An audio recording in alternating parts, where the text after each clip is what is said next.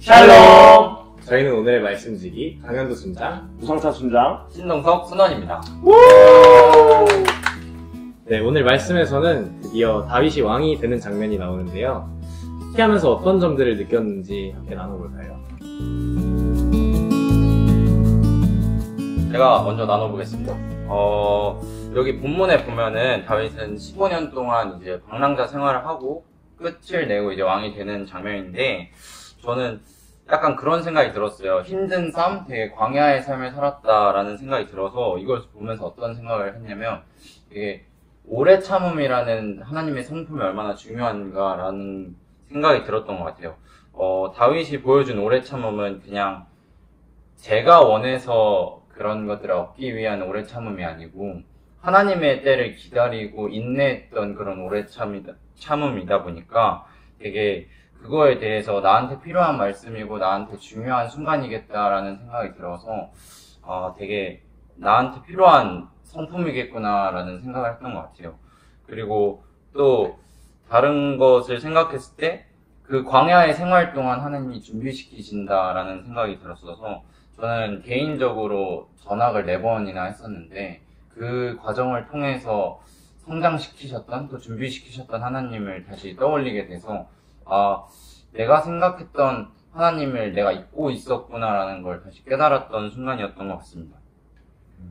그리고 이 말씀을 지금 저에게 적용해보자면 지금 제가 또 다른 입시를 하려고 생각 중인데 그 입시를 하는데 되게 막막하고 답답하고 어떻게 해야 될지 몰랐어가지고 이 말씀을 듣고 내가 해야 될 건 그냥 묵묵히 그 자리에서 인내하는 거구나 라는 생각이 들었어서 힘을 다시 얻었던 것 같습니다. 예. 잠깐 말씀을 나누면 하나님의 응답을 구하면서 이동하던 다윗은 헤브론으로 이동하게 되는데 이곳에서 유다 사람들이 다윗에게 기름을 부어서 유다 왕으로 드디어 세우게 됩니다. 네, 여러분 알다시피 이것은 진짜로 다윗의 길고 길었던 도망자 생활이 끝나는 순간이자 도망자에서 왕으로 신분이 아예 바뀌게 된 아주 역사적인 순간이죠. 성경을 보게 되면은 처음에 옛날에 사무엘에게 다윗이 기름 났잖아요. 양치던 소년에서. 그때 이후로 지금 이 순간까지 약 15년이 걸렸다고 하더라고요. 15년의 생각은 정말 긴 순간이죠.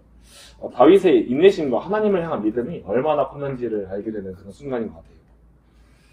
어릴 적 하나님의 뜻에 따라 왕이 된다고 기름 부음을 받았지만 이후 본인이 겪은 그 현실과 삶은 왕과는 전혀 다른 아주 비참한 도망자의 삶을 살게 되잖아요. 그런 상황 속에서 다윗이 얼마나 비참하고 우울했을지 저는 감히 상상도 할 수 없을 것 같네요. 얼마나 많이 하나님을 원망했을지 진짜 참 힘든 것 같습니다.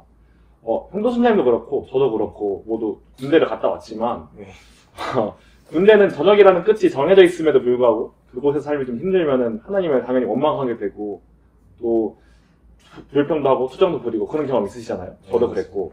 그런데 다윗은 무려 15년이라는 생활을 왕이라는 끝이 정해져 있음에도 불구하고 그렇게 힘든 삶을 산 거 보면은 진짜 참 다윗의 삶이 힘들었구나, 얼마나 많이 원망을 했을까라는 생각을 하게 됐어요. 하지만 다윗은 하나님을 원망하면서 또 불평하고 떠나는 대신에 대신 언제나 하나님을 노래하고 찬양하는 모습을 보여주고 있는데요.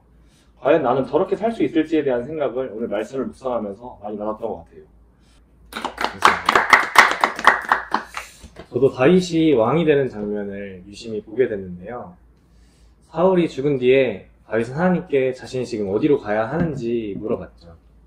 하나님께서 다윗에게 헤브론으로 가라고 말씀하셨고 그곳에 있는 유다 사람들이 다윗에게 기름을 부어줌으로써 다윗이 이제 유다 백성의 왕이 되게 되는데요.